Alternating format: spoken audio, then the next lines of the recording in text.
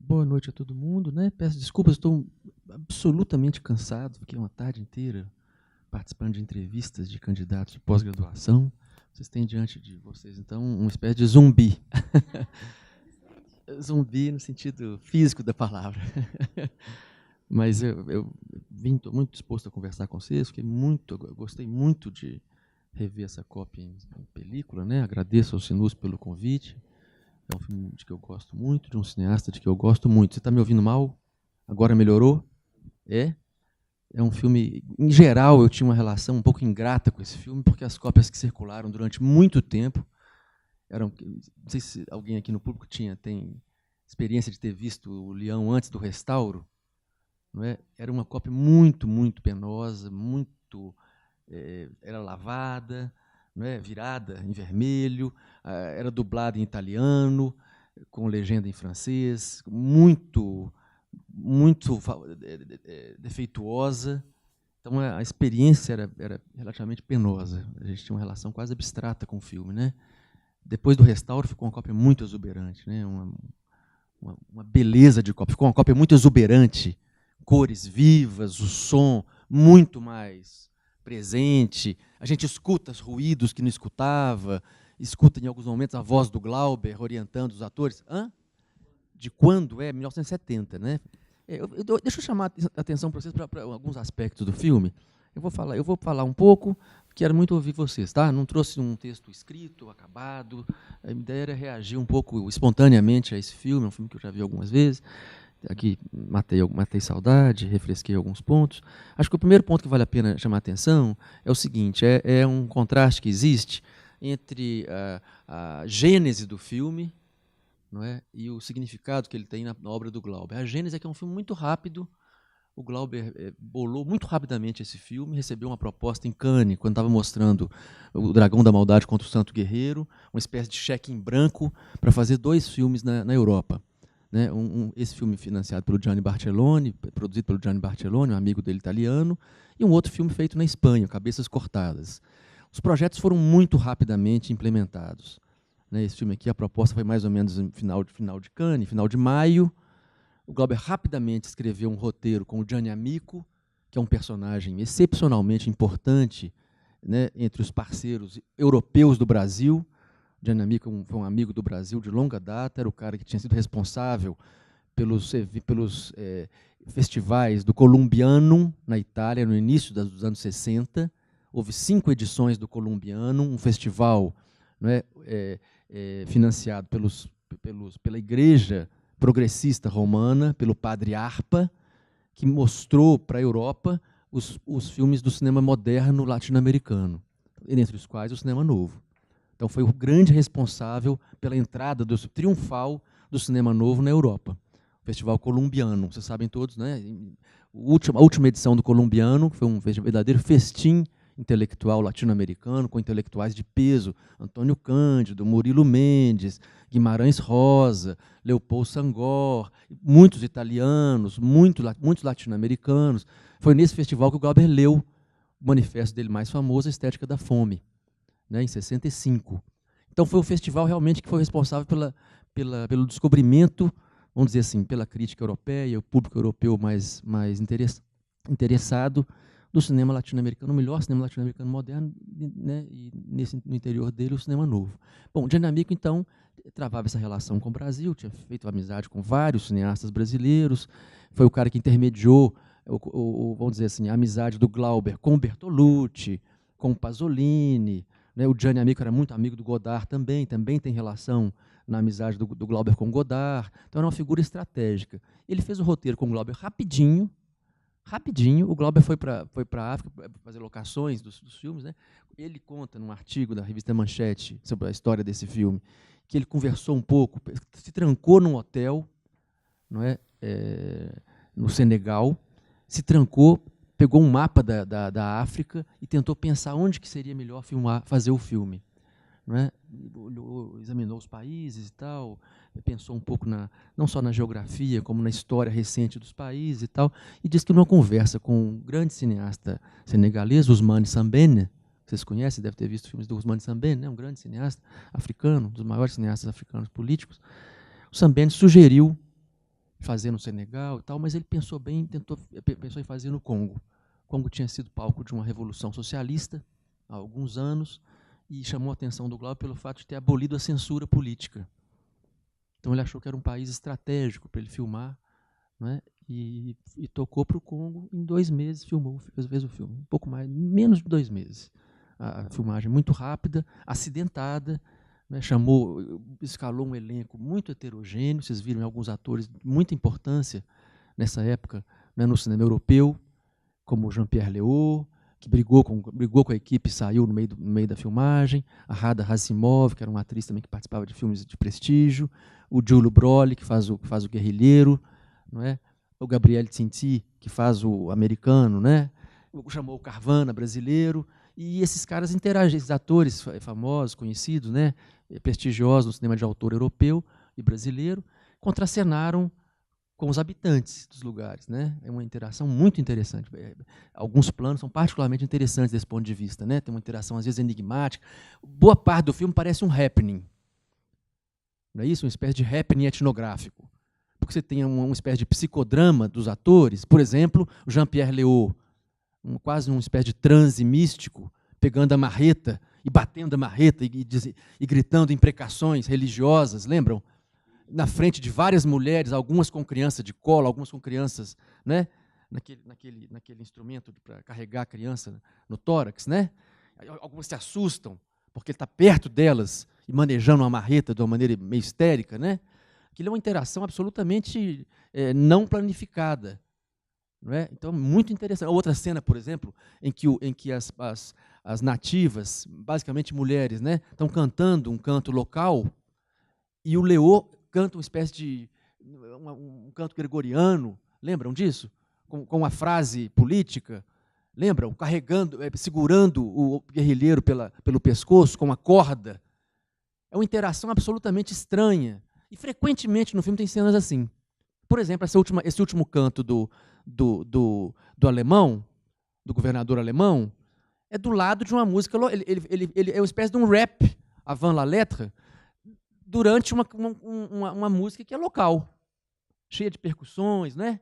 E ele vai cantando. Lembram? My old Hitler, lembram? My old Mississippi, o sangue derramou no Mississippi, né? O sangue da Guerra Civil Americana. Então, uma interação cultural assim, meio brutal, meio selvagem, não é? Um arranjo musical local com uma canção que é uma espécie de alegoria do imperialismo, cantada por um imperialista melancólico, né, na iminência de uma guerra final entre os nativos, que estão subindo o morro, determinados a vencer o colonialismo, e o que restou do colonialismo, depois que a Marlene foi morta, crucificada, não é, que os dois, o agente português e o agente inglês, foram mortos, não é isso? Numa espécie de início de revolução, início de levante, ao qual o governador alemão...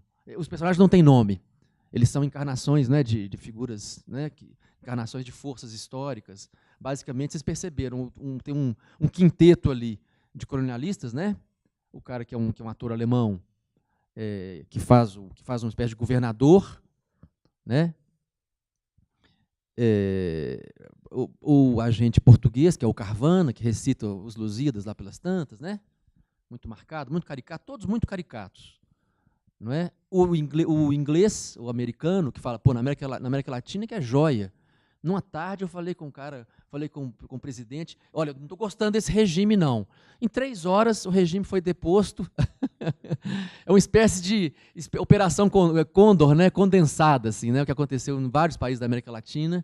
E o cara dizendo ali que era joia, né, não tinha problema. Aqui na África é meio complicadão, a situação é muito complicada, né? Tem coisa que a gente controla mal. Quem mais que estava?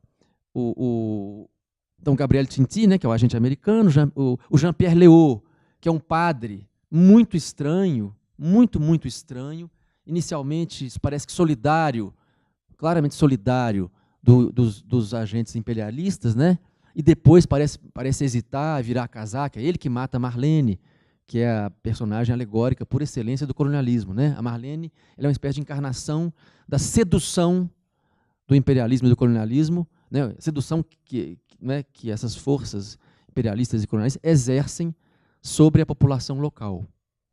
Né? Ele pegou uma mulher muito bonita, Radha Hassimov, né? Explora, tira partido do erotismo, assim, da sensualidade dela e tal, e é uma espécie de figuração do poder de sedução do imperialismo sobre as suas vítimas, que é a população local. Pois é. Então, quer dizer, então esses personagens, que eu estava falando desses personagens, né? Então eles têm uma espécie de situação de psicodrama, eles vão encenando uma espécie de psicodrama, não é isso? Situações muito caricatas, uma mise-en-scène quase canhestra, né, deles, sempre repetindo as posturas que são as deles em relação ao povo, basicamente oprimindo, enganando, reprimindo qualquer espécie de reação, né?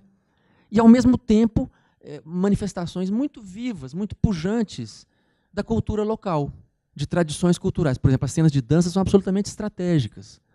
Né? Elas vão o tempo todo alternando com as cenas de psicodrama e, às vezes, convivendo.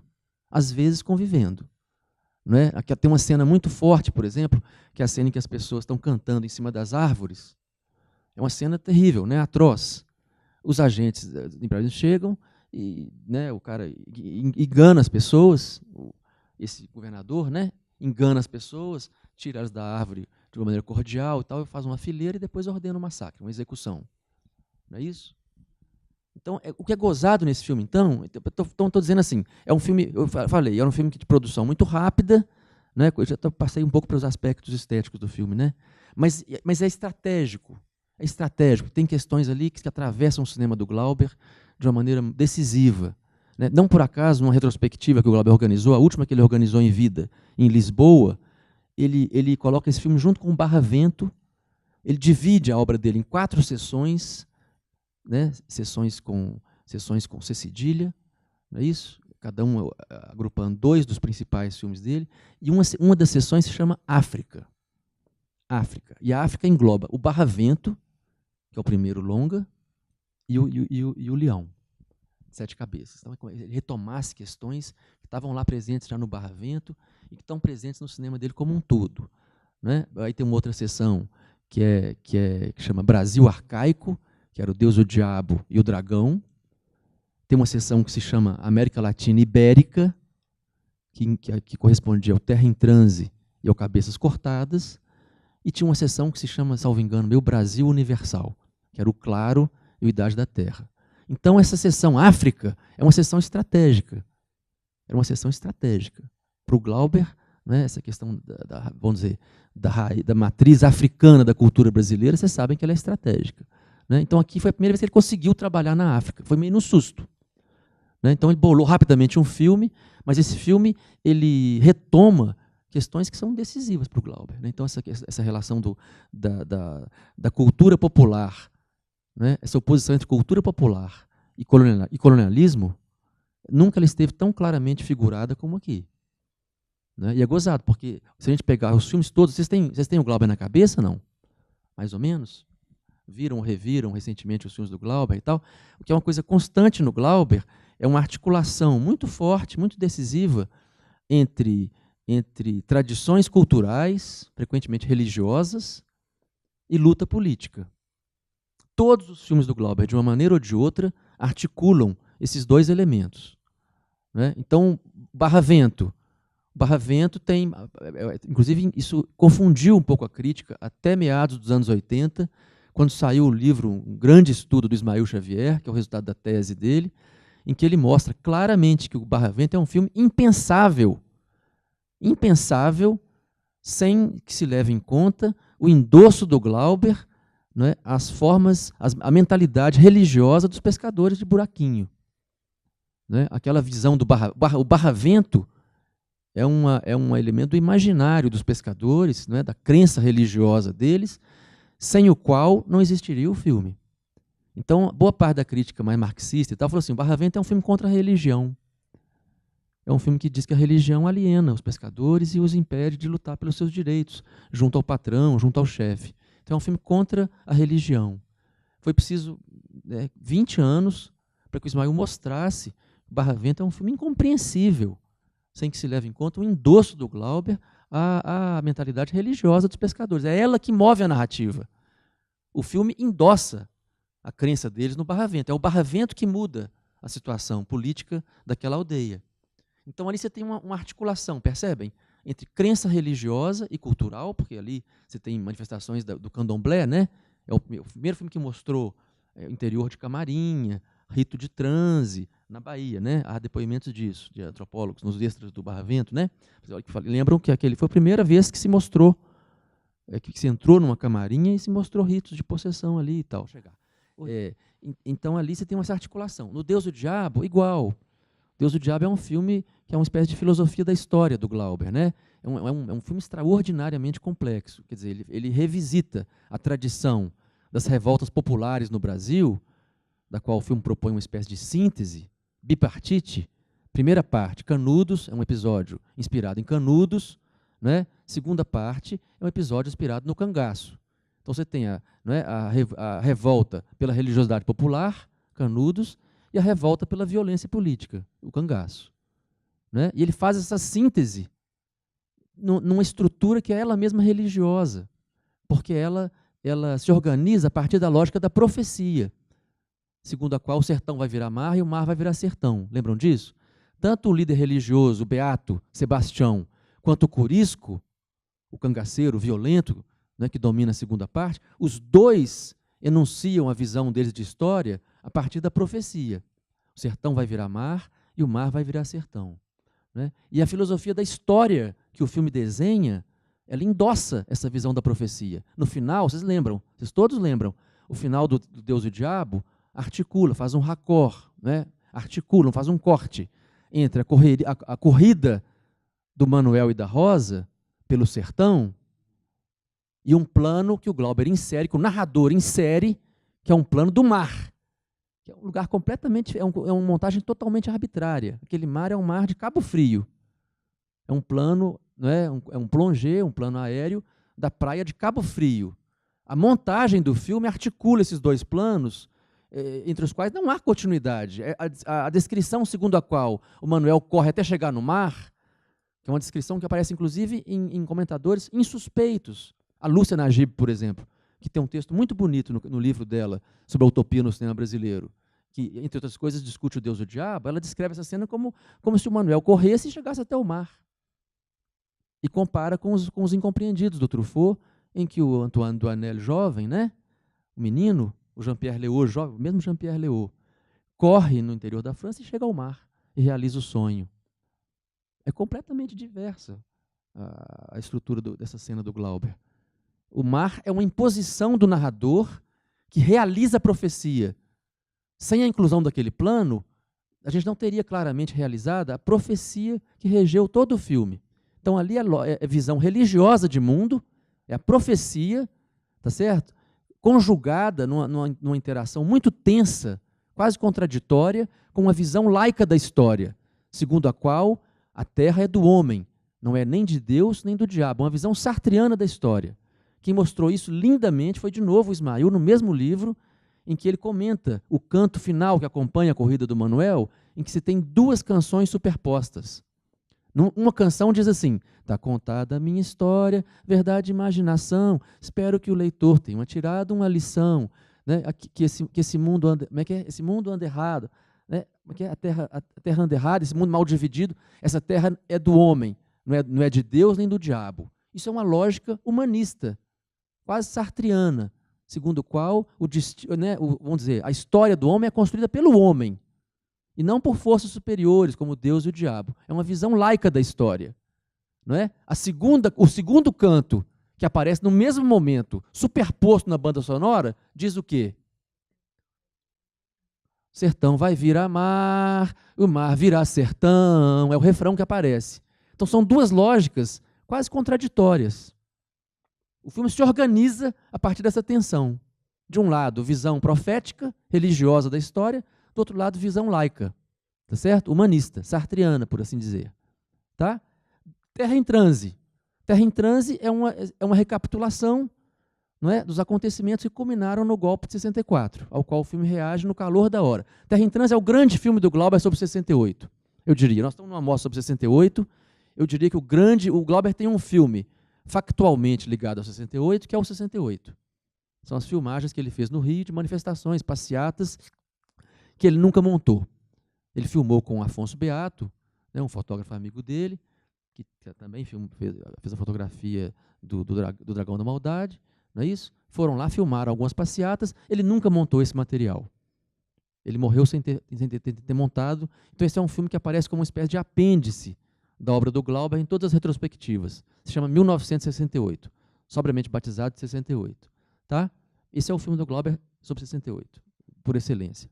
E ele tem, eu acho, um grande filme, muito ligado a 68, que é um filme que precedeu 68, que é o Terra em Transe. É um filme de 66, finalizado em 67. Esse é um grande filme do Glauber, talvez, sobre 68. O Leão, eu acho até que é um filme menos ligado a 68, embora seja um filme da pauta anticolonialista, a luta pela descolonização na África, né? Mas então o Terra em Transe, o que acontece? Ele recapitula o golpe de Estado de 64, mas como é que ele faz isso? Quais são os, vamos dizer, o golpe de 64 é a paisagem do Terra em Transe. Quais são os óculos a partir com os quais ele vê essa paisagem? São os óculos da religião afro-brasileira. São os óculos do candomblé. São os óculos de uma noção que é emprestada da religião afro-brasileira, que é a noção do transe, que é a noção a partir da qual ele interpreta toda a luta política no Brasil. Não tem uma cena, não tem sequer uma cena de rito religioso estrito. Não tem uma cena de candomblé, não tem uma cena de camarinha, não tem um transe de possessão, estritamente falando, e, no entanto, todo o filme, o princípio de inteligibilidade da luta política vem da ideia de transe. Todos os agentes em jogo vivem uma espécie de transe, tudo é lido pela ótica do transe. Então, o transe não está na paisagem, mas está nos óculos. É pelo transe que ele lê toda a vida política. Então, o transe é uma noção que tem a ver com a tradição cultural, vamos dizer, afro-brasileira. Não é isso? E o resto do filme é um enredo político, estritamente político. Não é isso? Agentes políticos, um conselheiro do governador, o outro político que é o rival do governador, o policial, não é isso? O padre. Os agentes políticos estão em jogo, as forças políticas que estavam em jogo em 64. Não é isso? Esse é o enredo do filme, é o universo mostrado pelo filme. O jeito de mostrá-lo, né?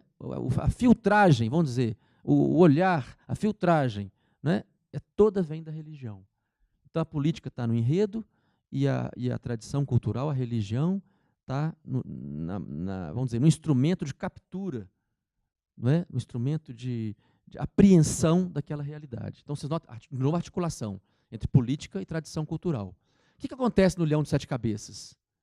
No Leão de Sete Cabeças, o Glauber separa. Ele separa. É muito interessante. É muito interessante. Ele muda a estratégia dele. Por quê? Porque a gente tem a intriga política, que acontece nas cenas do psicodrama, não é isso? Dos líderes autóctones pensando o que fazer, o Zumbi conversando com os outros dois conselheiros, uma insistência na passagem de poder de que a lança é o emblema. Tem cenas bonitas, né? Que uma pessoa passa a lança para o outro, que passa a lança, é uma espécie de bastão. É uma figura que, né, encarna a luta pela descolonização. O guerrilheiro passa a lança para o Zumbi, que passa a lança para o outro. Lembram disso? No final, e aí, bom, junto com isso, com essas cenas dos nativos, dos autóctones, e as cenas de psicodrama, grotesca em geral, né, dos colonialistas, que aliás é muito gozado, tem uma espécie de coreografia do filme que opõe muito claramente, de uma maneira quase didática, a neurose, a histeria, não é isso? A contorção neurótica, claramente patológica dos agentes do colonialismo e a dança exuberante, comunitária, alegre, integrada, feliz dos nativos. Tem 4 ou 5 cenas de danças, não é isso? E no final, muito claramente, você tem um acordo que é selado entre os resistentes armados, o guerrilheiro e Zumbi com a lança, o guerrilheiro com o fuzil, e os dançarinos. Então ali está claramente selado uma espécie de acordo histórico-político para que eles combatam juntos, juntando a força armada do guerrilheiro e do Zumbi e a energia vital exuberantíssima dos dançarinos autóctones, não é isso? Que estão transmitindo tradições culturais ali, tradições culturais que são uma força vital contra a violência do colonizador, né? Eles fazem um pacto para derrubar o regime. Ali você tem claramente uma oposição nítida do colonialista à tradição cultural. Ele chega, pega as pessoas cantando, organiza elas numa fileira e pimba, né, a sangue frio vai matando um a um. Pum, pum, pum, pum, pum, pum, pum. Não é isso? Então tem essa oposição muito clara. Mas o que eu estou chamando a atenção? É como é que esses elementos agora estão claramente separados, tem uma espécie de análise, né, no sentido químico da palavra, do elemento da trama política, de um lado, e do elemento cultural com a sua força política do outro, por alternância. Né? O enredo político, a dança. O enredo político, a dança. O enredo político, a dança. Perceberam? É bonito, é uma espécie de laboratório assim, para separar os elementos. É o filme mais didático do Glauber, talvez. Né? Embora a gente não saiba muita coisa sobre os personagens, eles não têm nenhuma espessura psicológica, não recebem nome, a gente sabe pouco da história deles, eles são encarnações de forças históricas. Não é? Mas, então a gente tem um certo mistério envolvendo os personagens, o padre é ambíguo, a Marlene também parece que ela vira casaca, né? Mas a oposição é muito nítida, está muito claro ali. Uma criança vê esse filme aqui e percebe. O nome é muito interessante, porque o nome ele reúne várias línguas, né? Então ele foi interpretado, acho que com razão, como uma espécie de alegoria quase sintática, quase gramatical, da violência dos colonizadores sobre a África. Então são várias línguas, né, alemão, Leone, italiano, have, inglês, sept, francês, cabeças, né, português. Então tem pelo menos 5 línguas e, portanto, 5 países representados no título. O título tem um lapso, tem um erro gramatical. Der Leone é um substantivo singular. Have teria que ser usado para o plural. Ele deveria ser chamado res. Esse lapso é muito interessante, porque esse lapso, por um lado, indica como o inimigo é plural, como o colonialismo é plural, mas como a resistência também é. A resistência também é plural. Não por acaso o 7 do final é como se dissesse assim, tudo bem, mas o oprimido tem 7 vidas. O importante era figurar um conjunto de potências opressoras no título, não é isso? Mas, ao mesmo tempo, esse título subentende que a resistência também ela é plural. Também é plural. A resistência também não é monolítica e não é única. Tá certo? Então, assim, é um título, vamos dizer assim... Lembra, o Glauber tem sempre essas metáforas de cabeças, né? Quem que lembra do Deus e o Diabo? O cangaceiro de 2 cabeças. Uma matando, a outra pensando. Lembram disso? Aqui é o leão de 7 cabeças, as 7 oprimindo. Mas é o oprimido também de 7 cabeças, as 7 resistindo. Diga, antes de falar uma coisa. Oi. É Bíblia, né? É o Apocalipse. É o Apocalipse. É a besta do Apocalipse. É o Apocalipse de São João. No São João. Glauber era um leitor da Bíblia contumaz. Ele costumava dizer que ele conhecia a Bíblia de cor. Né? Teve a educação protestante e conhecia a Bíblia de cor. Então, o cinema do Glauber, em grande medida, é bom levar isso em conta, nesses tempos em que a gente vive uma versão nefasta, não é, da conjunção teológico-política, nefasta, com resultados dramáticos para a nossa sociedade. Não é? O Glauber é um cineasta bíblico. O Glauber é um cineasta bíblico. Ele é um cineasta eminentemente religioso. Eminentemente religioso. É possível ser religioso e ter o vigor revolucionário do Glauber, né? O vigor anti-imperialista, né? Anti-violência de classe, anticapitalista do Glauber. É um cineasta extraordinariamente anticapitalista e é um cineasta eminentemente religioso. É preciso pensar as 2 dimensões, elas são inseparáveis no cinema do Glauber. Né? Inseparáveis. Então, essa metáfora vem do Apocalipse. Que bom que você lembrou, Ana. É uma metáfora que vem do Apocalipse. Né? Mas, enfim, mas o título não precisava figurar as 7. O que eu acho muito interessante é como esse lapso do título revela, né, aspectos das 2 forças em conflito. Das 2 forças em conflito. Eu não sei dizer, eu não sei dizer. Eu não tenho nenhum depoimento do Glauber, não conheço nenhum depoimento do Glauber em que ele comente o lápis. Alguém tenha chegado para ele e falou, vem cá, você bobeou, né, compadre? Você bobeou, você concordou mal, o verbo e o sujeito. Entanto, esse é um típico de grande artista. Se ele tiver cometido um lapso, esse lapso que ele cometeu, a nossa tarefa é pensar o que ele revela. E não dizer bobamente, mas pô, cagada, hein? Sabe inglês não, compadre? Esse aqui é um filme de rebelião contra a cultura colonialista. Esse é um filme de rebelião. Então, então calha perfeitamente um erro gramatical na língua do colonizador, tá certo? Para dar título a um filme que tenta o tempo todo, na sua estética, na sua dramaturgia, nos seus elementos estilísticos, na luz que ele constrói, tá certo? No jeito de os personagens atuarem, no endosso à tradição cultural local. Tudo no filme converge para um questionamento radical da cultura do colonizador como padrão a ser seguido pelo colonizado. Aliás, se tem uma coisa que caracteriza o cinema do Glauber, é isso. Jamais dobrar a nuca para as imposições, as ingerências da cultura do colonizador. Glauber é um dos cineastas mais radicais disso no mundo. No mundo, né? Construiu um cinema absolutamente soberano em relação à imposição cultural, a preconceito cultural, a complexo de inferioridade imposto pela cultura do colonizador. Então, não surpreende que esse filme, que é talvez um dos mais veementes dele, se construa a partir de um título com um erro gramatical, ignorando a gramática do colonizador. Acho bonito isso. Né? Agora, não sei te dizer factualmente se foi uma cagada dele ou se não foi. Não é isso? O que mais que vale a pena? Diga. Se a cabeça é a parte mais importante, então, né, se o animal tem 7 cabeças, então está certo.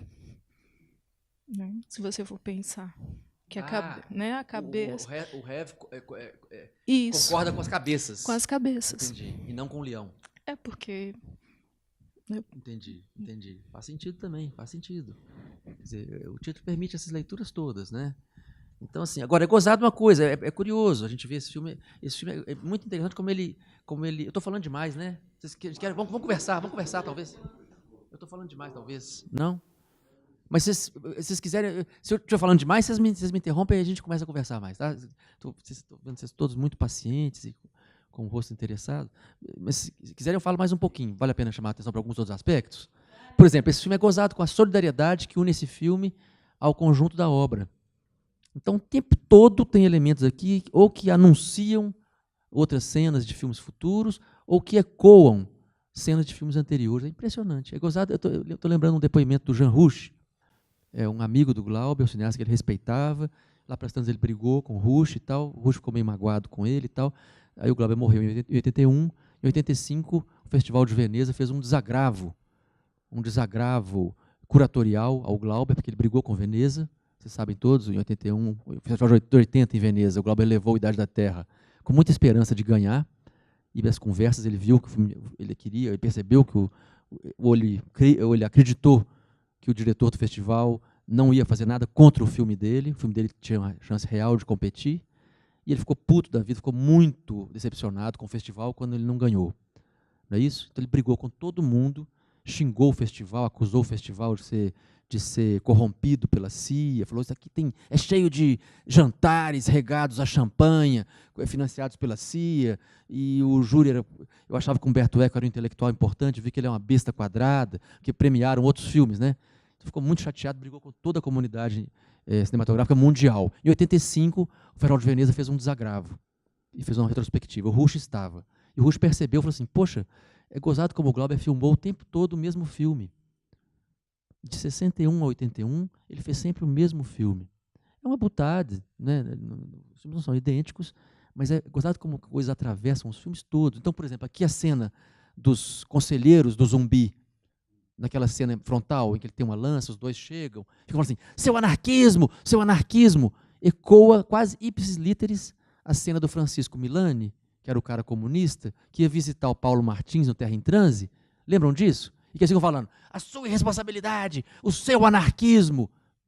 Idêntico num outro cenário. Não é? A cena em que o governador alemão ilude, trai os nativos, que ele finge acolher com calor, com empatia, quando eles estão cantando em cima da árvore, que ele faz um esgar com a mão, faz assim. É o anúncio exato da cena do Tarcísio Meira, que faz o Cristo militar, quando ele está dançando com a escola de samba, no Rio de Janeiro, no episódio carioca do Idade da Terra, que ele tem um ritos assim fáceis, né, meio nervoso. O samba vai fazendo, ele vai fazendo assim. Como será o amanhã? E ele... É o mesmo rictus. É impressionante como aqui uma cena totalmente diferente, um universo totalmente diferente, reaparece lá. Ou quando o cara fala aqui, quando o guerrilheiro fala aqui, existem os países ricos e existem os países pobres. Os países ricos oprimem os países pobres. É o primeiro monólogo do Glauber na cena da pirâmide, em Brasília, que a gente tem os operários que parecem como escravos, parecem escravos da pirâmide, e que o Glauber diz um monólogo assim, né, como é que era assim? No final do século XX, o negócio é o seguinte: existem os países capitalistas pobres e os países capitalistas ricos. E existem os países socialistas pobres e existem os países socialistas ricos. No fim das contas, o que existe são os países capitalistas, e os países pobres e os países ricos. É o mesmo monólogo. Está lá no Guerrilheiro, filme de 70. Então é gozado. Ou então essa cena constante, essa situação constante no Glauber. Vocês notam que o Glauber dá para fazer uma espécie de gráfico assim. No início da carreira do Glauber, ele enfatizava o universo dos oprimidos e tendia a não mostrar o universo dos opressores. Então, Barravento, você não vê o chefe da rede. Você vê os pescadores, o chefe da rede é aludido, mas você não vê. Não é verdade? No Deus do Diabo, você praticamente não vê os opressores. Tem uma cena muito breve de um fazendeiro que chama um padre, eles tentam subornar o Antônio das Mortas, dão uma grana para ele, convencem ele no final. É mínima. Basicamente, você vê os oprimidos, né? Os beatos, os camponeses, os cangaceiros. É uma cena muito curta, ele tentando passar a perna no Manuel, o Manuel mata ele, né? Mas praticamente o destaque iconográfico e dramatúrgico é todo para os oprimidos. Terra em Transe começa a equilibrar isso, porque você tem muita cena de palácio, tem muita cena de povo, mas tem muita cena de conchavo palaciano, não é? Aqui volta isso. Esse equilíbrio entre o conchavo palaciano, as intrigas de palácio, a conciliação pelo alto, vamos dizer assim, né? E a força popular do outro lado, que está no Terra em Transe, aqui reaparece igualzinha.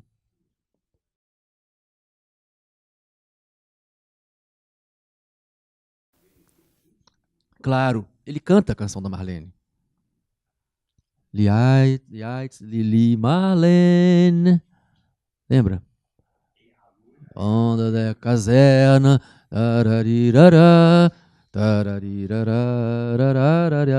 Ele canta a canção. Ele canta a canção. Né? É Lili Marlene. Então, tem uma mistura, né? É uma mistura de coisas, né? Ele vai fazendo uma espécie de mistura muito curiosa.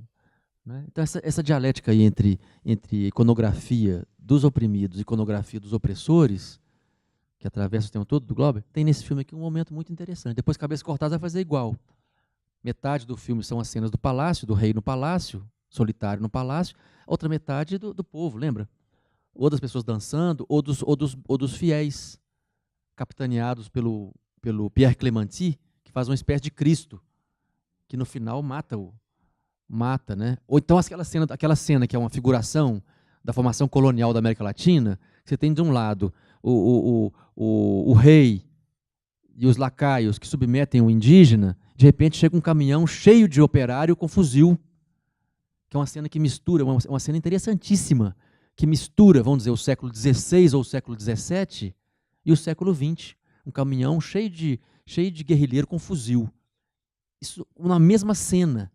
Você tem no campo e contracampo, o campo é o século XVII, quer dizer, com o conquistador ibérico submetendo o indígena, pegando o ouro lá dele, e o contracampo é o século XX. Então, uma cena fabulosa disso, né? Então, os elementos vão reaparecendo, percebem? Então, é uma coerência grande. E, então, assim, esse filme é um filme estratégico, por quê? Porque é o filme em que o Glauber, por exemplo, é o filme que ele figura o Che Guevara. O Pablo é claramente um ersatz, assim, do Che Guevara. É uma alusão muito clara, né? Então é um filme que está ali, o folquismo do Glauber, a visão dele no final dos anos 60 da luta em vários países, sobre a qual ele tinha escrito um texto importante, né, Tricontinental, é a adesão dele à Tricontinental. Esse é o grande filme tricontinental do Glauber. América Latina, África, Europa. Né? Então esse é o grande filme. Inspirado no Fanon, no Frantz Fanon, que é o grande autor da descolonização, né? O grande autor mais influente naquele momento dos teóricos da descolonização. Né? Tem muito Fanon ali, tem muito Che Guevara, mas o filme é dedicado ao Paulo Emílio. O filme reage, é muito interessante o modo como o filme reage ao Vento do Leste, que é o filme do Godard, italiano, ítalo-francês, em que o Glauber participa. É um momento extraordinário de um cinema tricontinental que se esboçava. Né? O Godard e o Jean-Pierre Gorin, que era o companheiro dele de filmagem, co-diretor do filme, chamam o Glauber para dar uma espécie de depoimento. Lembram disso? Uma cena alegórica numa encruzilhada do meio rural italiano, que parece, inclusive, evoca o Pasolini. Parece um pouco o Uccelati e o Cellini, Gaviões e Passarinhos do Pasolini, que é um filme, que é uma alegoria sobre dois personagens, o Totó e o Nineto, que estão tentando encontrar a via certa para o marxismo. 65 na Itália, 65, 66. O Vento do Leste refaz o gesto e põe uma personagem, que é a Isabelle Pons, grávida, né, então namorada do Jean-Pierre Gorin, para perguntar para o Glauber, que era uma espécie de Cristo, não é? um Cristo, um espantalho, não sei, eu diria um Cristo curisco, de braço aberto, numa encruzilhada, numa estradinha romana, meio rural italiano, perdão, estradinha italiana. Qual é o caminho do cinema político? Aí o Glauber responde: para aqui é o cinema da aventura, o cinema, né, do desconhecido e tal, e para lá é o cinema do terceiro mundo. E aí no comentário feminino, em off, a moça, que é uma personagem revolucionária, ela diz assim: e aí você foi perguntar para o terceiro mundo qual que era o caminho, né, do cinema político, e você percebeu que as lutas do terceiro mundo te ultrapassavam.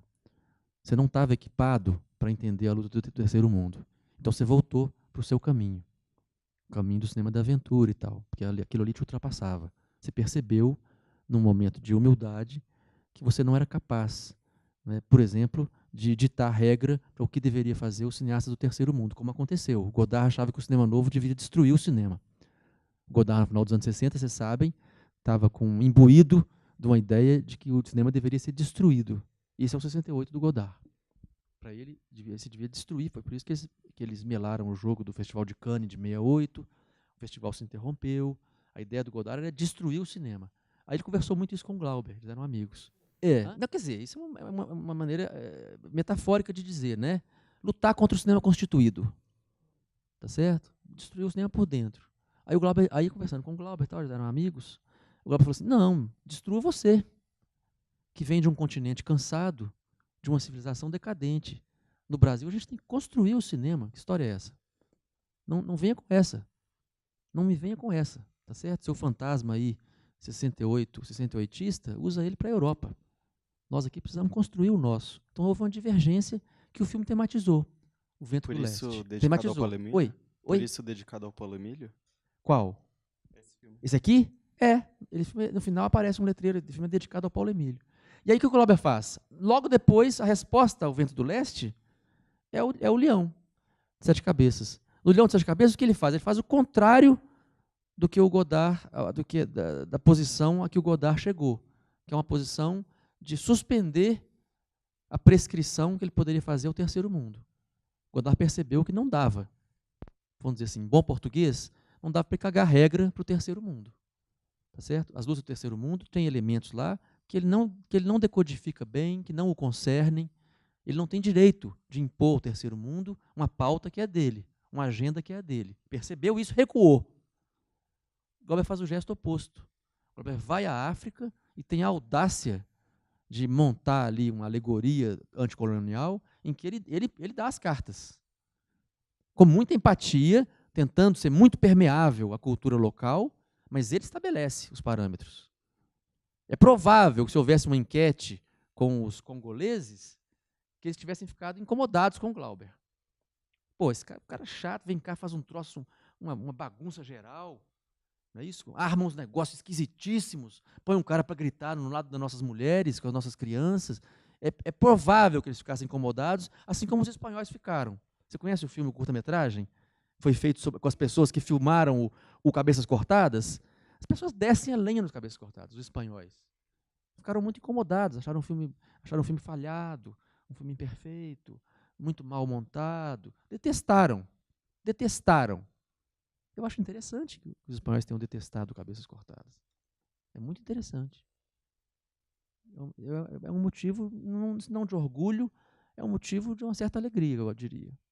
Né? É normal, porque seria estranho que um cineasta revolucionário da América Latina chegasse na Espanha, armasse um laboratório para sua experimentação geopolítica e que o espanhol achasse aquilo muito legal, que ótimo, convergimos plenamente. Não é para convergir, não. Não é para convergir. A lógica do Glauber é de confronto geopolítico. Não é isso? Então não é para convergir, não. Talvez na África também não. Tem uma audácia ali do Glauber de falar em nome da África, ele não é africano, tá certo? É um pouco a resposta que ele dá ao Rush também. O Glauber, vocês sabem, o Rush é um cara que filmou a África o tempo todo, desde os anos 40. Filmou longamente ritos de possessão, não é isso? Sacrifícios de animais, eventualmente cenas de trabalho, mas basicamente cenas de religião, situações de religião. E o Glauber, em 65, num debate no MAN, no Museu da Arte Moderna do Rio, sobre o cinema verdade, ou o cinema direto, ele chamou de cinema verdade ali, acusou o Rush de uma postura de neutralidade política em relação à África. Falou, isso é um limite do cinema do Rush. Filmou a África, filmou rituais africanos, foi muito importante para divulgar a África para o mundo, mas tem uma limitação básica. Ele filmou a África de um jeito apolítico. Ele nunca entra na política, então ele filma lá os ritos de possessão e nunca entra na política, nas questões políticas. O Glauber faz o contrário. Ele filma as danças, não é? Filma as danças tradicionais, religiosas, mas ele politiza o tempo todo. Ele faz delas um emblema de uma luta política contra a ocupação colonial. Com empatia máxima. Não é? Mas elas viram um elemento político, um emblema político. Não por acaso, no final, ele faz questão de fazer uma cena em que é selada solenemente uma aliança entre quem luta com a arma e quem luta com a dança, com a tradição cultural. Essa cena é estratégica. Está selada ali simbolicamente uma ampla aliança, uma frente ampla, cultural, político, militar, contra o colonialismo. É o que o Rush não faz. Então vocês notem que já no gesto estilístico do Glauber, no gesto artístico, tem uma confrontação com os maiores cineastas do Ocidente. Alguns dos maiores cineastas do Ocidente. Né? Isso a gente percebe em cada aspecto. Quando a gente vai olhar com lupa, a gente percebe isso. Né? Vários aspectos do filme. Tá? Tem uma cena linda, por exemplo. Uma cena meio de farsa, em que o governador, que é um lacaio do imperialismo, vestido como no ancião regime, lembram? No antigo é uma peruca do século XVIII, né? E fazendo o jogo dos imperialistas que enganaram ele começa a fazer um discurso. O que acontece? Como é que o Glauber... Lembra o que acontece nessa cena? O Glauber impõe ao som o canto da Marselhesa, hino francês, na voz da Clementina de Jesus. Uma grande artista brasileira que era empregada doméstica. Tá certo? Tem uma espécie de PEC simbólica ali das empregadas domésticas nesse filme do Glauber. A Clementina de Jesus tampa o discurso demagógico e mentiroso, manipulador do líder local, vestido como no século XVIII. É uma vitória dos escravos sobre os senhores. Quando a Clementina de Jesus canta a Marselhesa do jeito dela e a voz dela cobre a fala do cara. Lembram? É um momento belíssimo, assim, é um gesto de mixagem. Ali é um gesto artístico de mixagem. A mixagem fez com que a voz da Clementina tampasse o discurso mentiroso, reiterador de mentiras do lacaio local. como se aqui a volta Clementina tampasse o Bolsonaro. Não é isso? Paulo Guedes está no meio de um discurso sobre o que vai ser a economia brasileira e vem a voz de baixo da terra, sobe e tampa a voz do Paulo Guedes. É um gesto extraordinário. Não é pouca coisa, não. Não é pouca coisa, não. Tá? Agora acho que eu já falei demais da conta, né? Agora, vamos conversar um pouco. Está cheio de questões e tal, e o filme tem muita questão, né? Eu falei aqui de um jeito meio desordenado, vocês me perdoem. Eu só consegui falar com tanta energia porque eu estou exausto. Aí é a adrenalina que comanda, não é? Você foi numa ascendente. Parabéns.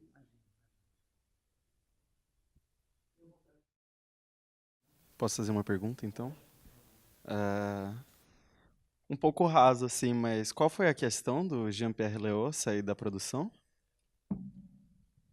Não sei, acho que ele ficou muito incomodado com as condições, estava um calor desgraçado e não era confortável. Gastando a voz. Eu não sei, realmente, esse caso eu não tenho detalhes, mas eu sei que ele deu um piti, fez uma pirraça enorme e saiu no meio. Então as cenas em que ele aparece, você vê que eu suponho que elas tenham sido filmadas no início.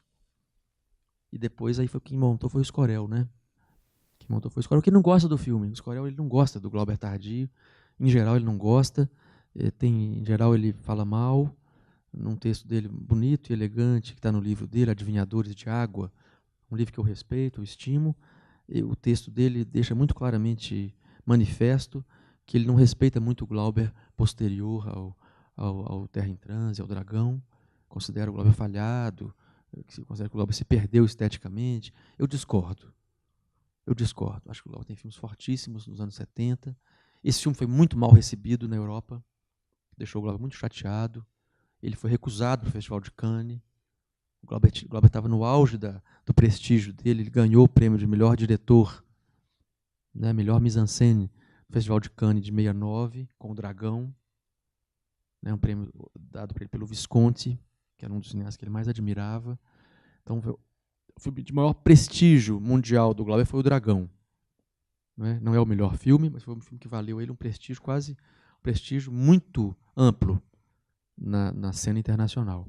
No ano seguinte, ele faz esse par de filmes, o Leão de Sete Cabeças e o Cabeças Cortadas, que é mal recebido na Europa. O Leão é recusado em Cannes, né? e o Cabeças Cortadas passa em San Sebastián, na Espanha. Veneza também não topa. Eu não lembro se Veneza teve Veneza em 69. Não me lembro, porque o final de Veneza foi suspenso também. Então, eu estou falando de cabeça, né? Posso estar cometendo algum lapso, tá? É ruim que estou sendo gravado, né? É um lapso que vai ficar para a posteridade, assim, né? Perdoem, eu não tive tempo de rever as notas e os elementos factuais, assim. Em todo caso, os dois filmes são mal recebidos na Europa. Filmes que gozam da fortuna crítica, em geral, negativa e pequena e negativa, né? E assim como Claro, que teve aí foi uma recepção catastrófica, que é um grande filme do Glauber nos anos 70, um grande filme, eu acho, que precisa ser redescoberto. Na Europa, a fortuna crítica é mínima. Então, estou longe de concordar com esse tipo de avaliação. O Glauber do Deus e o Diabo, do Terra em Transe, é muito forte e tal, embora seja desequilibrado, e nos filmes posteriores teria se perdido completamente. Nem de longe. Nem de longe. Acho que aí falta generosidade. Né? Eu acho que o pessoal mais jovem, mais arejado, mais treinado no cinema europeu mais radical dos anos 70, tende a gostar muito desses filmes. Treinado em Straub e Daniel Huyer, treinado em Carmelo Bene, tende a ver com um olho muito mais generoso.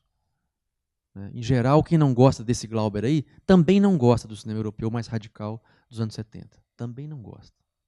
Não gosta do Godard mais fortemente experimental. É batata. Se quiser fazer uma enquete assim, você vai ver que, em geral, essas reprovações convergem entre o Glauber e entre o melhor cinema mais radical europeu, com um coeficiente de experimentação mais alto.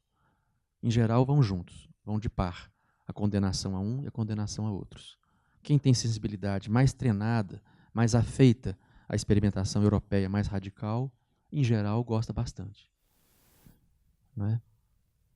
Tá? Mas assim, então eu não te respondi, né? Eu acho que ele ficou incomodado com as condições. Acho que ele achou aquele troço meio exaustivo, meio histérico demais e tal. Não ficou satisfeito, não. O resto do pessoal, eu não tive notícia de ninguém que tenha ficado insatisfeito. Possivelmente as pessoas do Congo, os congoleses, possivelmente ficarem insatisfeitos. Não acho improvável, não. Oi. Diga. Não sei que tem microfone, não, porque está gravando, né? Pensamento, assim, nada. Só me ocorreu agora. Talvez eu nunca tenha. O Glauber nunca perdeu as utopias, né?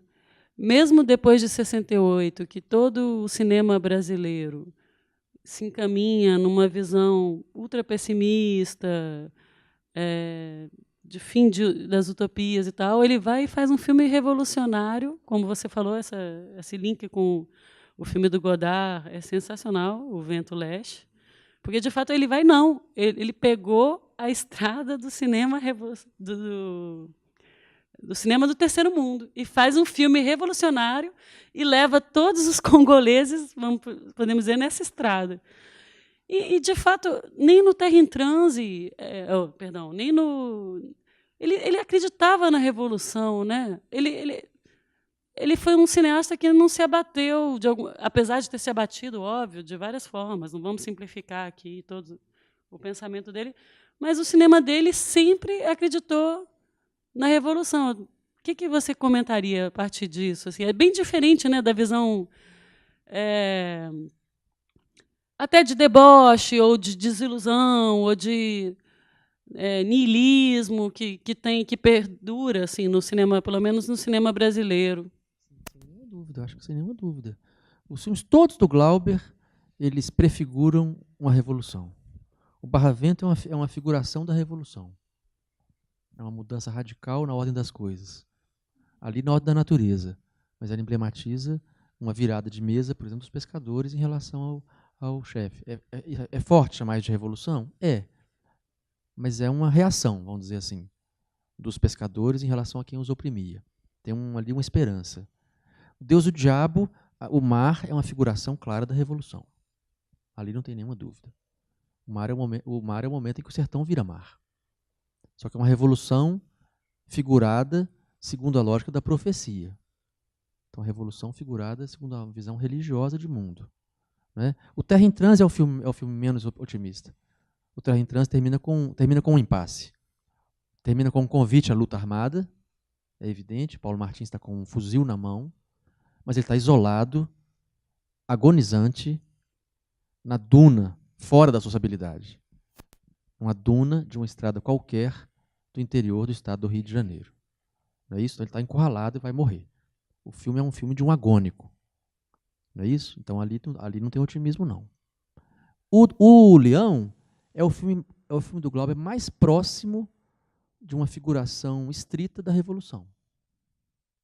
Eu teria uma cláusula de reserva porque a Revolução ali está iminente, mas não aconteceu. É claro que a população linchar 2 dos colonialistas é um levante, não é isso? Que está encaminhando para uma revolução. Mas o governador não perdeu o poder ainda. Ele manda os capangas matarem o líder local que queria conciliar. Fala, não, sem derrame de sangue. Lembra, numa festa de mesinha, no palanquinho? Eles estão falando, o que faz agora? Não, agora é demais. O cara está consternado. Pô, mataram os 2. Poxa vida, que coisa lamentável. Ele, pois é, mas agora a gente tem que ser agora na base da força. Vamos reprimir. E o cara fala, não, violência não, banho de sangue não. Aí começa a fazer um discurso meio demagógico, os capangas do alemão pegam ele, levam ele para fora de campo, e a gente pode inferir claramente que eles estão matando o cara. O tiro, né? Escuta um tiro, igual escutou na savana, né? Então, quer dizer, aquele cara tirou fora o conciliador e vai partir para o combate. Só que quem dá a última palavra nessa confrontação iminente são os autóctones. Subindo o morro, cantando. Olha a simbologia. Eles sobem o morro armados, estão indo para a luta, mas estão indo cantando um canto tradicional. Né?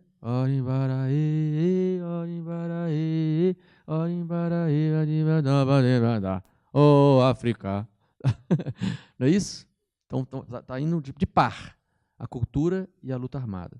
E ali se desenha um confronto final. Na cidade, teve um início de revolução. Teve um levante. Os 2 caras foram linchados, foram amarrados a um jipe e foram linchados. Ali é a iconografia de linchamento. Não é isso? Então tem ali um foco de revolução. Se o governador vai conseguir reprimir ou não, o filme não diz. Né? O que o filme desenha é um embate fatal, vamos dizer assim, entre um dragão da maldade e um santo guerreiro. O dragão da maldade tem a figuração da revolução, porque o dragão da maldade, o santo guerreiro crava na figura do cego Antão, crava a lança dele 7 vezes, aliás, no coronel Horácio. Então, o santo guerreiro mata o dragão da maldade, só que aí na última rodada do parafuso, a gente vê o Antônio das Mortes subindo uma estrada com o logotipo da Shell. O logotipo da Shell.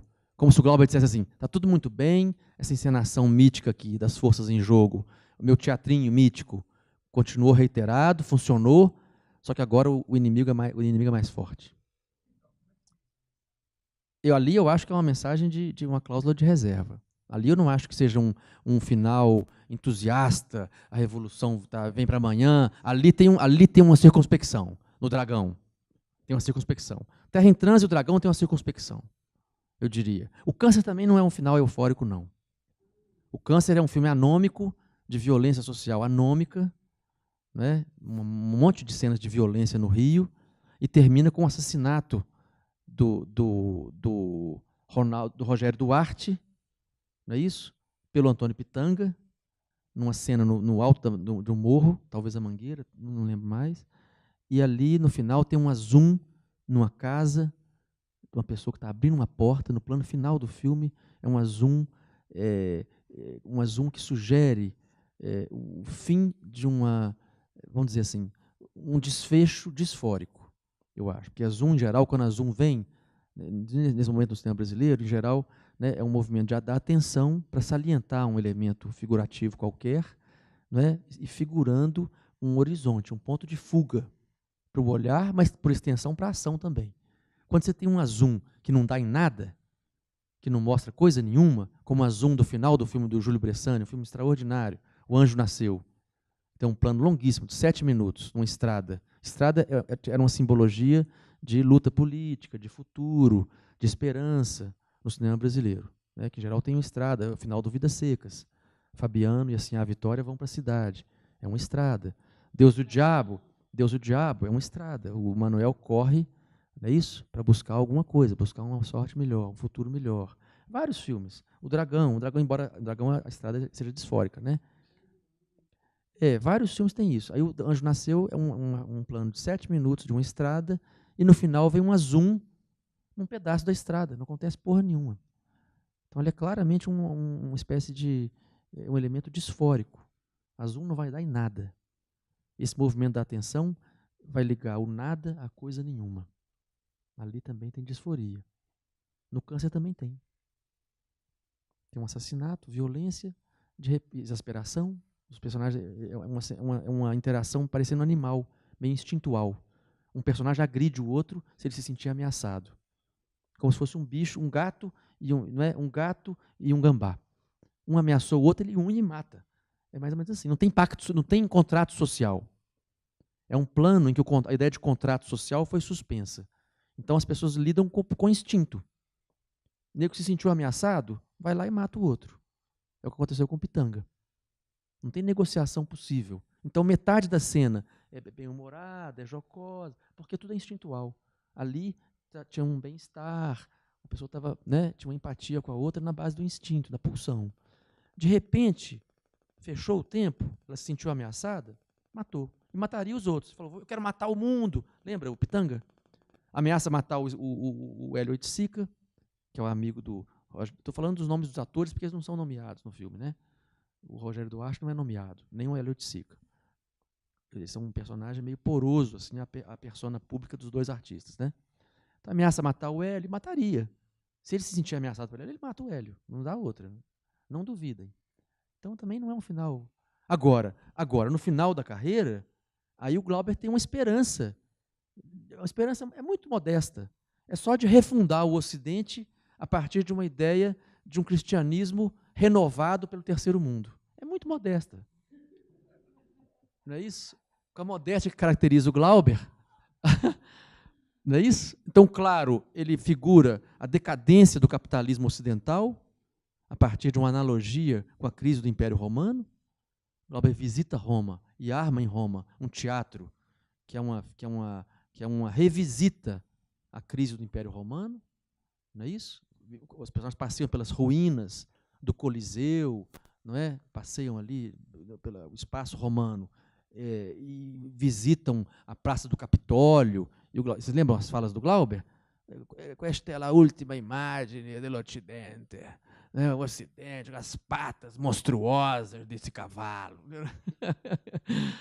Não é isso? É uma alegoria o tempo todo da crise do Ocidente, a crise do capitalismo ocidental, em meados dos anos 70.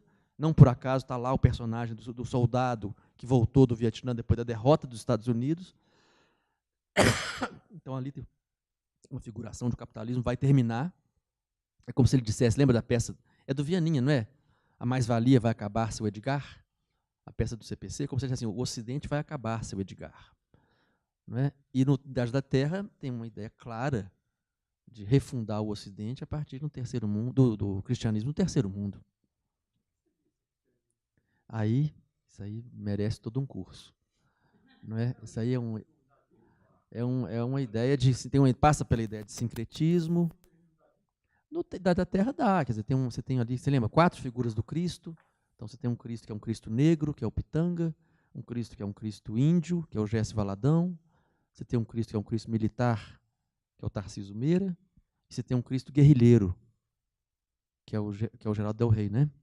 Não é isso? Então você espalha a ideia do Cristo para um corpo social maior, não é isso? E no final ele fala assim, o espetáculo vai começar, tomem seus lugares, o espetáculo vai começar. Tem um longo plano de procissão religiosa em Salvador. E o melhor intérprete do Glauber continua sendo o Ismael Xavier, né? É um intérprete extraordinariamente penetrante, muito engenhoso nos esquemas, com uma capacidade de apreender o principal do Glauber impressionante, muito impressionante. Ismael Xavier é o maior estudioso de cinema vivo no Brasil, né? Fala o nome do livro dele.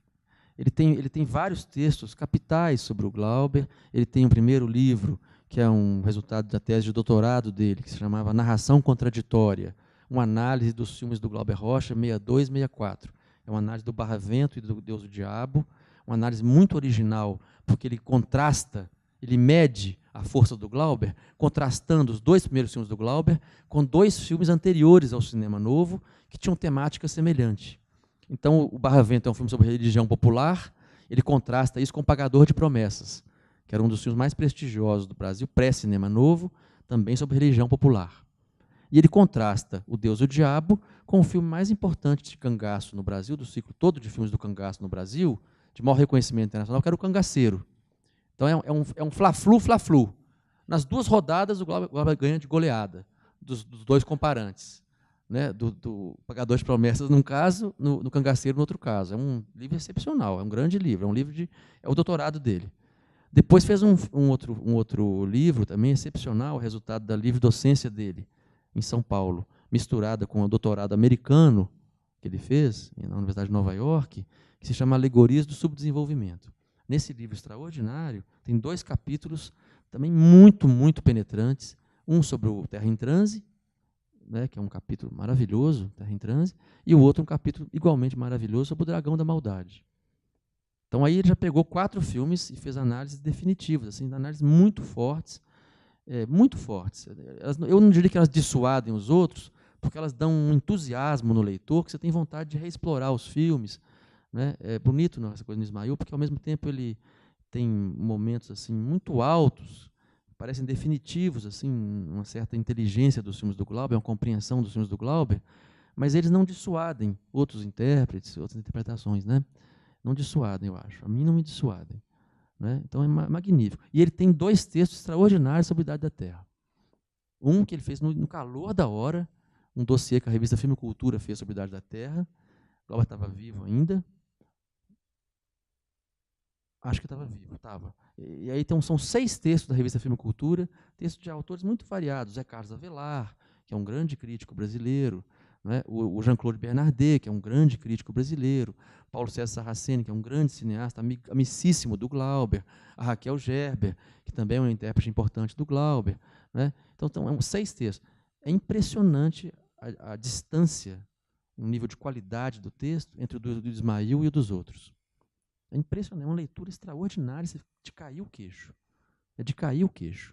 Depois tem um outro texto importante sobre a Idade da Terra. Ele tem um texto pequenininho, extraordinário, sobre o Di Cavalcanti, que estava publicado num livro espanhol do Paulo Paranaguá, ele Documental na América Latina. E tem um capítulo pequenininho, 3 páginas, sobre o Di Cavalcanti. É notável a capacidade de formular, de perceber o que está em jogo ali. Eu acho exemplar. Agora saiu em português, acho que talvez na revista Devires, de Minas. Então, você veja, é um conjunto de análises fundamentais, vários dos filmes do Glauber, e aí o melhor, como se não bastasse isso tudo, o melhor esforço de síntese, jamais empreendido em qualquer país, em qualquer época, a meu ver, continua sendo um texto dele, que se chama Glauber Rocha, O Desejo de História, que saiu primeiro em francês, um livro coletivo organizado pelo Paulo Paranaguá, um livro muito importante, o livro mais importante sobre o cinema brasileiro na França. É um livro de 87, publicado por ocasião de uma grande retrospectiva de 2, 3 meses que o Centro Jorge Pompidou organizou, em 87. Aí o Paranaguá fez um livro muito bom, precioso, com alguns dos melhores estudiosos do cinema brasileiro, brasileiros. Era diferente das publicações do Pompidou, que tinham vários livros assim. O cinema chinês, o cinema alemão, o cinema iugoslavo, o cinema da Geórgia, o cinema italiano mudo. A cada vez eram livros muito bons, de referência, muito documentados, mas frequentemente com autores franceses e tal. O Paranaguá fez um livro só de autor brasileiro. Né? E nesse livro tem esse ensaio que é uma obra-prima. É uma obra-prima dos estudos cinematográficos, eu acho, no Brasil, que é esse texto, saiu primeiro em francês, Glauber Rocha, Le Désir de l'Histoire. E vários anos depois, o texto original do Ismail foi publicado num livrinho, que também é uma pequena obra-prima de concisão, que se chama O Cinema Brasileiro Moderno. Custa 10 contos e cabe no bolso. Dá para ler no ônibus. É um livro excepcional. Tem 3 ensaios. É o mesmo texto, é a versão original brasileira, que é impressionante. É um esforço de síntese assim, impressionante. Eu tomei a decisão, assim, a resolução firme, tem ano que eu consigo, tem ano que eu não consigo, de reler esse texto a cada semestre, porque é um exercício de inteligência extraordinariamente raro, eu acho.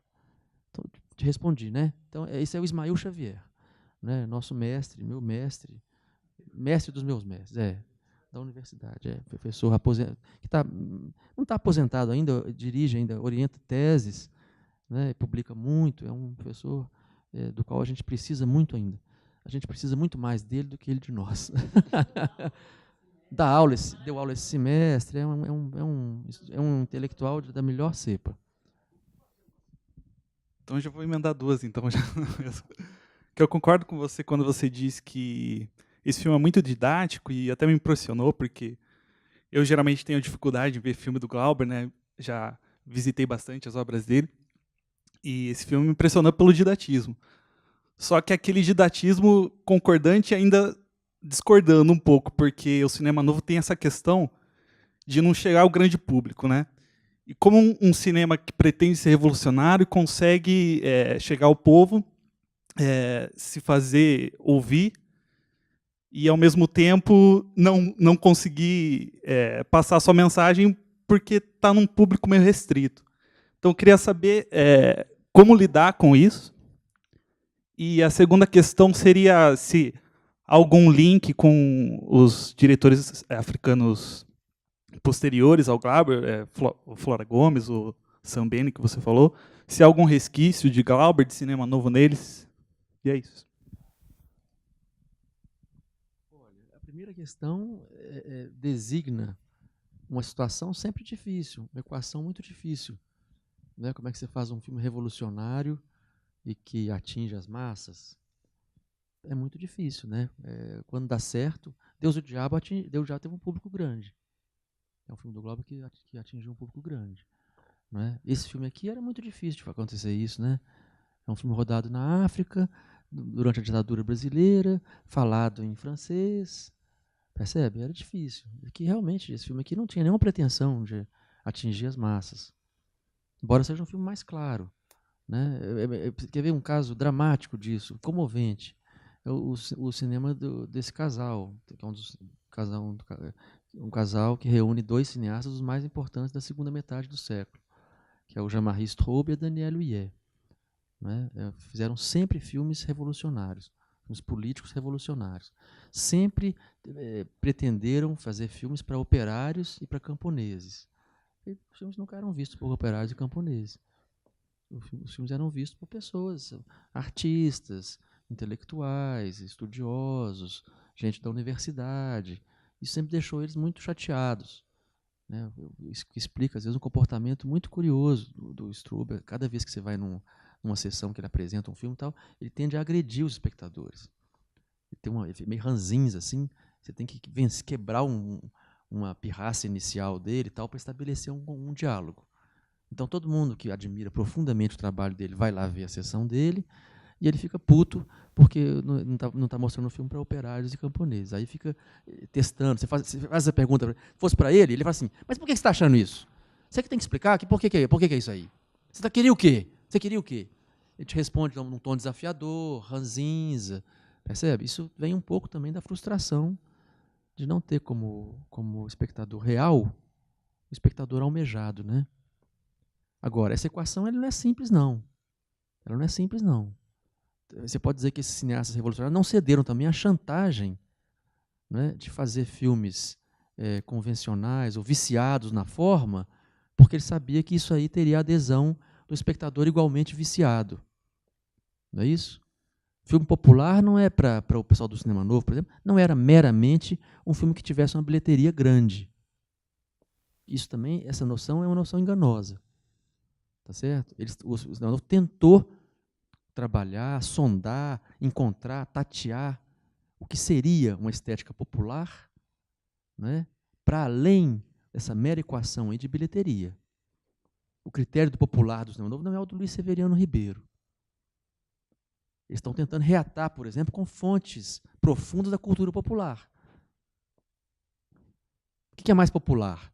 Um filme americano que tenha 3 milhões de espectadores, ou esse filme africano que terá poucos espectadores, mas que reata, ou que pretende reatar, contradições populares, que o colonialismo sufoca? Não é simples a resposta, né? Eu não gosto quando essa discussão é encaminhada do ponto de vista estritamente de Bordereau. Ela costuma ser encaminhada do ponto de vista de Bordereau. Quantos espectadores teve? Vamos contar. A aritmética responde essa pergunta. Não. Eu acho que não. Não é? Tem uma tentativa, é claro que é uma tentativa que passa pela posição, avaliação, pelo juízo do artista.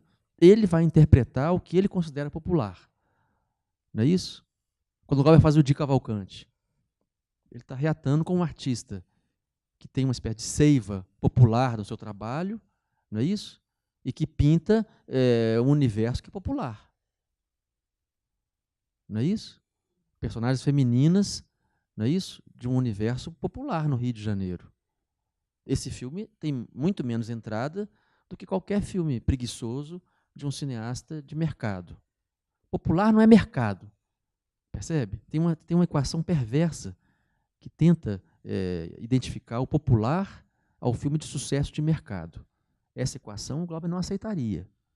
E o cinema novo não aceitou. Isso vamos dizer assim,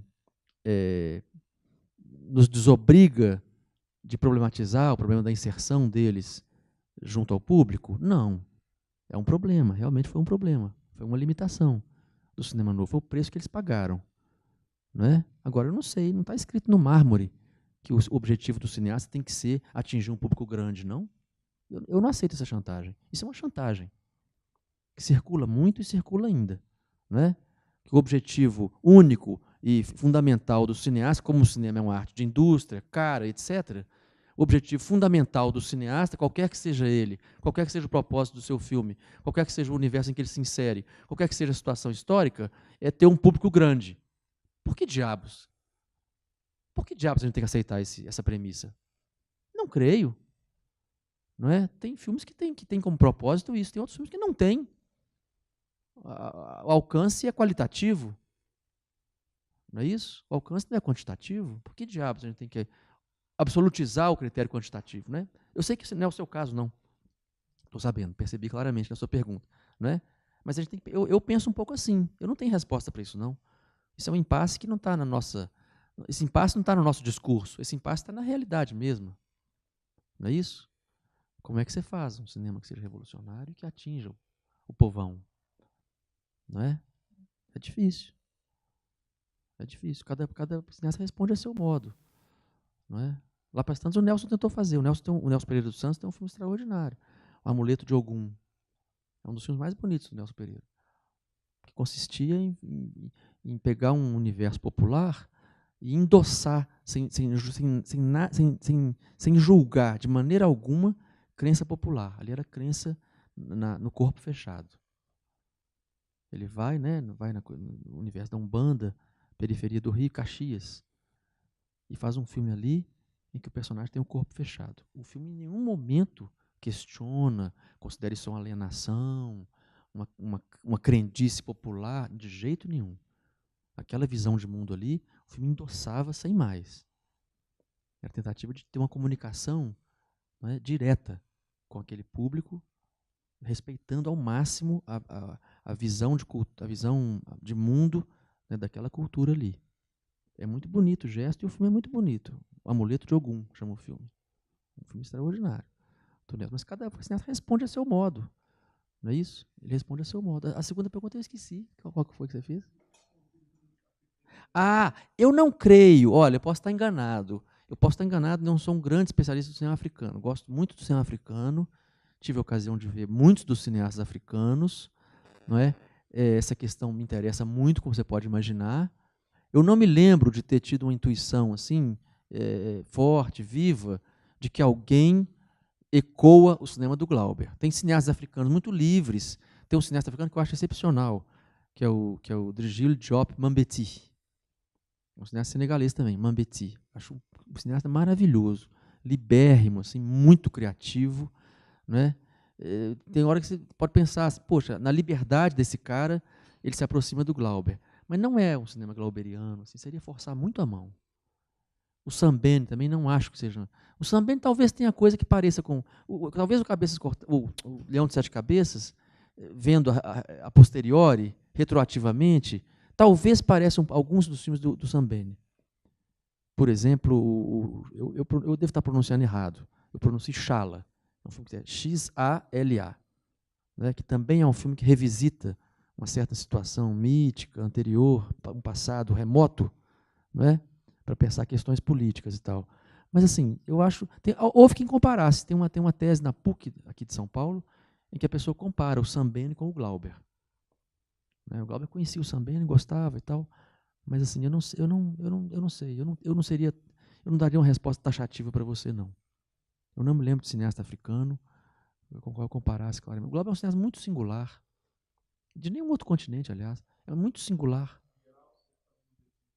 Do cinema novo brasileiro? Aí tem cinemas na África que são cinemas modernos, críticos. Não é isso? Que tinham uma posição política clara, que tentavam enfrentar questões, impasses na sociedade. Nisso eles se aproximam, usando muita luz natural, câmera na mão, com elementos de estilo que aproximariam esses cineastas né, do cinema novo. Né? Aí tem vários, inclusive o Sambene. Né? Mas, assim, os estilemas do Glauber, as obsessões do Glauber, eu acho que é um negócio muito singular. Eu por enquanto, não vi. Eu tenho uma pesquisa que é de comparar o Glauber com outros cineastas. Né? Adoraria encontrar um caso, assim, um peixão assim, a ser pescado entre o Glauber e o cinema africano. Né? Eu confesso, esse trabalho do Sambene também me dissuade de investir de novo no Sambene. Né? Mas assim, te respondendo a queima-roupa, no improviso, eu diria que eu não me lembro assim, de um caso tão fecundo, tão estimulante de paralelo do Glauber com o cineasta africano, como de paralelo com o Glauber, por exemplo, com o Godard, ou com os Straub, né? O Jean-Marie Straub e a Danielle Huyet, ou com o Buñuel, ou com o Pasolini. Eu acho que ali a evidência da relação é maior. Até porque eu acho que o Glauber não conhecia bem o cinema africano, que o precedeu, e eu tenho a impressão que ele circulou pouco na África depois que a obra dele, né, se consolidou. Eu acho que não houve muita ocasião. O Flora Gomes, até conheci o Flora Gomes, fiz uma pequena amizade com ele, é uma pessoa sensacional, foi na minha casa, conversamos um pouco sobre outros cinemas, né? Eu copiei muitos filmes para ele, depois acho que eu decepcionei, porque eu depois não retomei o contato, me sinto muito culpado. Né? Se o Flora Gomes vira essa entrevista, Flora, desculpe, né? Vira essa conversa nossa, você me desculpe, não foi falta de consideração com você, meu longo silêncio, né? Eu sou um amigo muito pouco confiável, a amizade é genuína que a gente estabeleceu ali, né? Um pequeno encontro, ele veio a São Paulo, né? Para uma mostra de cinema africano de descolonização muito bonita, feita pela Lúcia Monteiro e pela Natália Barrenha, que focava filmes da África lusófona, o processo de descolonização. Apresentou os filmes dele, veio aqui a ECA, apresentou os filmes dele, né? Mas assim, eu tenho dificuldade de ver a afinidade ali. Tá? É isso, né? Gostaria de agradecer muitíssimo a sua presença, Eu professor. agradeço também a paciência de vocês.